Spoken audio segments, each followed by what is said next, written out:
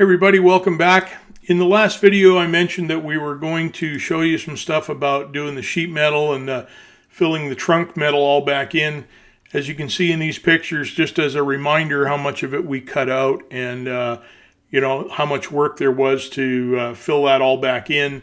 Basically all of the sheet metal in the back of the car came out. You can see that big chunk with the factory wheel wells and the floor. That's looking in from the trunk, and then there's another photo here of looking from the inside towards the trunk, and yeah, it was just air, right? So we had to get that all filled in, but first the frame had to go in, and we've covered that in a previous video. So the frame's in place, and the 4-link brackets and all that stuff is in place, and then I found out that I had to go ahead and cut out the bracing in the trunk that actually holds the torsion rod that lifts the trunk lid up. All of that had to come out because it was going to be in the way of the new wheel tubs. So, that had to get cut out. And so we got those all cut out and basically where they needed to be. And then I used cardboard and just taped a template up on there and traced the shape of the factory wheel opening. And I just wanted to transfer that to the inside, and rather than just have your typical rounded arch wheel tubs, I wanted to give them the same shape as the factory ones, so I just thought that would be a little bit cooler. So I took that template and I marked it and cut it out so that it fit nice, and then I just moved that to the frame. So that's going to be the inside wall of the wheel tub. And then once that was done, I trimmed the bottom off to follow the bottom of the frame, because we don't need a wheel tub below the frame. And so that's what that looked like. And then basically started making the top arches, above and behind and in front of the tire, all of the areas that the tire's going to need to be, have covered. So we made all cardboard templates, make everything fit. And then I used the tipping die in my bead roller to tip an edge on that back panel, so that the tub itself would basically fit inside that flange, and connected everything with Clecos and massaged it all to getting it to fit, and in and out of the car half a dozen times, making sure it all fit. And that's the test fit there, and it looks pretty good. It's as high as we can possibly go. It's as wide as we can possibly go. I've got plenty of room for tire. So that all worked out pretty good. And so, then it was just, I Clecoed it together and then started tacking it, and just, the old tack and then tack them closer. And finally you get a solid weld, and then you sand it and grind it all down and throw some primer on it. And you got a finished wheel tub that when you get it in the car, looks pretty good. So we got the wheel tubs in and did the same thing on the other side, and then it was time to start the floor. And as you can see here, this is kind of an after picture. I'm going to run my street gas fuel cell in the center, and the race gas fuel cell, which is only 5 gallons, is going to be off to one side, and then the battery is going to be off on the other side of the car. So that's kind of the plan there. And lots of little nooks and crannies and fitting and stuff in here to get everything sealed up and get everything, kind of watertight, airtight, whatever you want to call it. So tipping die on the bead roller again, as well as some sheet metal brake, and a lot of hammer and dolly work and stuff went into this, and just making everything fit and making it look good. And then I put some shape in those panels using the bead roller. I just made up some shapes and put some ridges and that triangle shape in it, just to give it some stiffness and strength and keep it from oil canning. And so, just, welding it up top and bottom, making sure all these little curved panels fit, lots of hammer and dolly work. And, like I said, I made everything out of cardboard first and then transferred it to metal and just got it to fit.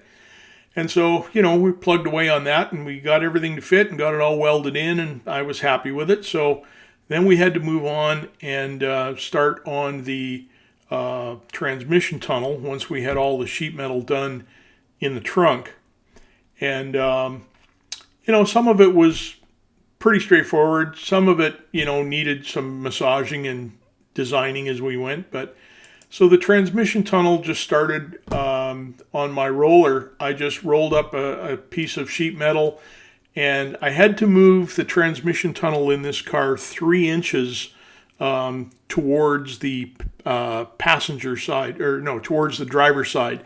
It had to move 3 inches to the left because it had been offset 3 inches from the factory to give them room for the factory steering box and all this junk that was under the hood that isn't there anymore. And I wanted my drive shaft dead center in the chassis, and I had had my rear axle built so that the pinion was dead center between the wheels. So this was pretty important that I got that moved over. So I just, like I said, I started with my roller and I rolled some sheet metal in there, and then once I had that fitting, then I put some beads in it with the bead roller to give it some rigidity and a little more strength, and just started fitting things in place.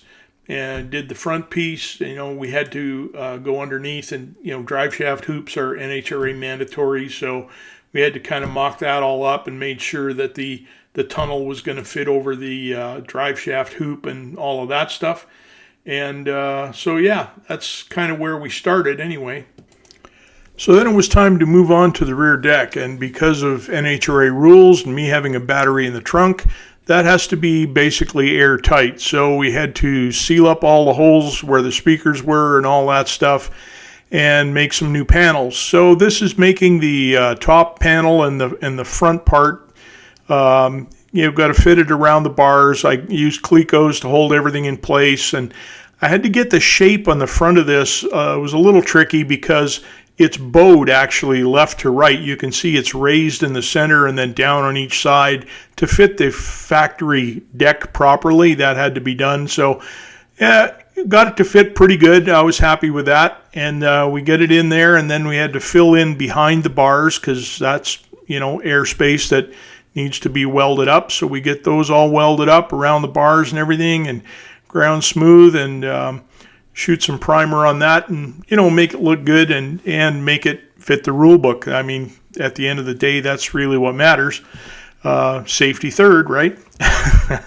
So once we get that part of it done, you can see it fit in the car pretty good. Then it was time to make the opening in the front of it there, in between the frame rails, and I wanted to make that panel removable. So I ended up putting nutserts into the frame rails, and the sheet metal that gets bent on there is basically just going to screw down onto the top of the frame rails. I'm going to put some Velcro in between the sheet metal and the frame rails just to keep it from rattling.